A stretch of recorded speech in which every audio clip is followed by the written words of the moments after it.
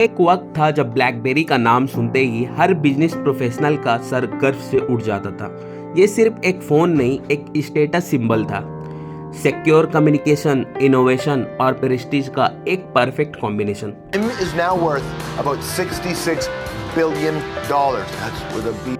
लेकिन आज ये नाम सिर्फ बिजनेस केस स्टडीज और फेल होने वाले एग्जाम्पल्स में मिलता है।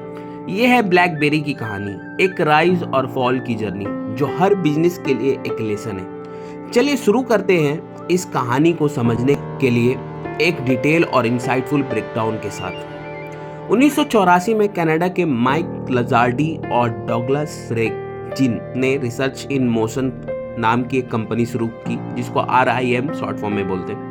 माइक लेजार्डी जो एक ग्रीक इमिग्रेंट थे, हर वक्त एक ऐसा डिवाइस बनाने का सपना देखते थे जो दुनिया को जोड़ दे। 1996 में जो इनकी कंपनी RIM थी, उसने लॉन्च किया इंटरएक्टिव पेजर 950, जो ईमेल वायरलेसली भेजने और रिसीव करने की शक्ति रखता था। ये एक ऐसा डिवाइस था जो बिजनेस वर्ल्ड के लिए गेम चेंजर बन गया।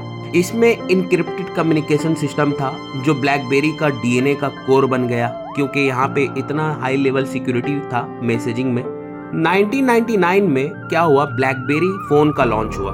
पहला ब्लैकबेरी डिवाइस जो प्राइमरली ईमेल और बिजनेस कम्युनिकेशन के लिए डिजाइन किया गया था। इसका नाम ब्लैकबेरी इसलिए पड़ा कि इसका जो कीबोर्ड था ना, उसका रिजेम्बलेंस जो था ब्लैकबेरी सीड के जैसा था।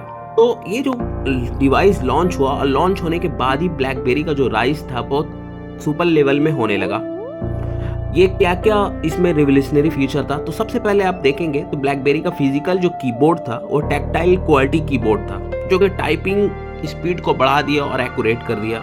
इंस्टेंट ईमेल नोटिफिकेशन एक ग्राउंड ब्रेकिंग फीचर था। सिक्योर और इनक्रिप्टेड मैसेजिंग का गोल्ड स्टैंडर्ड बन गया। कॉर्पोरेट के लिए ब्लैकबेरी एक नेसेसिटी बन गया। फन फैक्ट तो ये है कि यूएस के जो प्रेसिडेंट बैरक ओबामा थे, तो उन्होंने अपना ब्लैकबेरी डिवाइस छोड़ना नहीं चाहते थे because of its unmatched security. लेकिन ब्लैकबेरी का जो मार्केट डोमिनेंस था ना, अगर आप 2009 तक का देखें तो इसका 20% जो ग्लोबल स्मार्टफोन का शेयर था ना, वो ब्लैकबेरी का था। रेवेन्यू भी 19.9 बिलियन और 50 मिलियन यूनिट एनुअल सेल था ब्लैकबेरी का उस टाइम तक। ब्लैकबेरी को एक निक नेम से भी पुकारा जाता था, Apple of the business world. और इंडिया में इसका क्रेज कब हुआ, भारत में एक लग्जरी डिवाइस के रूप में मार्केट किया गया था। अर्बन यूथ के लिए BBM एक स्टेटस सिंबल बन गया। लेकिन बाद में ब्लैकबेरी ने टेलीकॉम प्रोवाइडर के साथ कोलैबोरेशन किया, जिससे ब्लैकबेरी का और भी जो रीच था वो ग्लोबल लेवल पे पहुंच गया। लेकिन इतना कुछ होने के बावजूद ब्लैकबेरी अचानक सा सडन कैसे हरा गया मार्केट से। आज के टाइम पे आप ब्लैकबेरी को देखेंगे तो ब्लैकबेरी मार्केट में है नहीं। आईफोन जो था 2007 में लॉन्च हुआ। स्टीव जॉब ने जब आईफोन लॉन्च किया तो उस वक्त नई टच स्क्रीन टेक्नोलॉजी और ऐप इकोसिस्टम का आइडिया आया उस टाइम पे। और जो ब्लैकबेरी का जो सबसे बड़ा सक्सेस का रीजन था वो था इनका इनोवेशन। लेकिन इन्होंने अपने इनोवेशन पे काम करना छोड़ दिया। टच स्क्रीन और यूजर फ्रेंडली डिजाइन की डिमांड को इग्नोर कर दिया। ऐप स्टोर डेवलप करने में लेट हो गए। उसी दौरान 2008 में आप देखेंगे तो एंड्रॉयड का लॉन्च हुआ। एंड्रॉयड की फ्लेक्सिबिलिटी और मल्टी मैन्युफैक्चर पार्टनरशिप जैसे सैमसंग और मोटरोला ने मार्केट डिसरप्ट कर दिया। ब्लैकबेरी प्राइस और फीचर्स में कंपटीशन नहीं दे सकता था, क्योंकि फीचर्स इन्होंने नया नया ऐड नहीं किया था और प्राइस इनका उसी लेवल का था। कंज्यूमर मार्केट के वैल्यू को अंडर एस्टिमेट कर दिया। 2009 में 20% का शेयर था, जो 2014 में 1% से भी नीचे का हो गया ग्लोबल स्मार्टफोन शेयर में।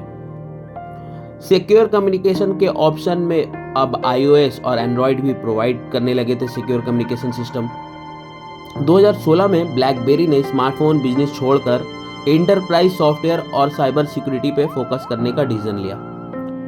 आज ब्लैकबेरी का फोकस इंडस्ट्री जैसे हेल्थ केयर, डिफेंस और ऑटोमोटिव के लिए सिक्योर कम्युनिकेशन प्रोवाइड करना है। लेकिन इनका जो स्मार्टफोन के लिए जो इनका नाम था वो आज पूरी दुनिया से खत्म हो चुका है। तो इससे हम लोगों को क्या सीखने को मिला ब्लैकबेरी के इस कहानी से? तो सबसे पहले तो आपको ये सीखना जरूरी है कि इनोवेशन और मार्केट ट्रेंड के साथ चलना जरूरी है। ब्लैकबेरी का टच स्क्रीन को इग्नोर करना उनका सबसे बड़ा फ्लॉ था।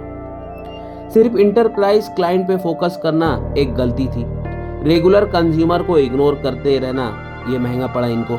जो कि ब्लैकबेरी ने उस पर फोकस नहीं किया। एप्पल और गूगल को अंडर एस्टिमेट करने ब्लैकबेरी के डाउनफॉल का एक की फैक्टर था, क्योंकि कभी भी आप अपने कॉम्पिटिटर को कमज़ोर नहीं समझना चाहिए। दूसरा था टेक्नोलॉजी इंडस्ट्री में रुक जाना, मतलब ब्लैकबेरी टेक्नोलॉजी को समझ रहा था कि अभी तक मैंने जो टेक्नोलॉजी लाया है दुनिया में उससे बेस्ट कोई नहीं ला सकता। ये भी एक बहुत बड़ा रीज़न था फॉल का। ब्लैकबेरी की स्टोरी हर बिजनेस के लिए एक लेसन है कि इनोवेशन और एडेप्टेबिलिटी कितना ज़रूरी है। अगर आपको ये वीडियो इंसाइटफुल लगा हो तो लाइक करें और मेरे चैनल को प्लीज़ सब्सक्राइब करें, ताकि मैं इसी तरीके का और भी बिजनेस इंसाइट आप लोगों के लिए लाते रहूं। मिलते हैं नेक्स्ट वीडियो में। Thank you everyone.